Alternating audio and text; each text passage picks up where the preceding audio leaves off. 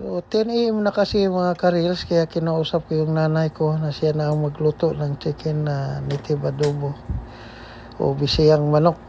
So siya na yung style na niya kung anong gusto niya na pagluluto. Tsaka niluto na rin niya doon sa dirty kitchen namin na kahoy ang gamit kasi matagal palambutin. So nilagyan lang niya na to ng magic sarap, soy sauce, suka, tsaka black pepper, asin, tsaka kunting bitchin na rin. Ayan. So nakikita niyo ang apoy talagang nagliliyab.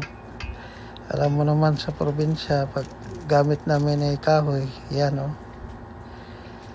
nakikita mo talaga yung usok. Nilalagyan na rin ng tubig ng nanay ko para mapalambot na talaga siya. So ayan, luto na. Ililipat na sa lagayan para ready na siya. Kasi mag-11 na po. So yun lang po.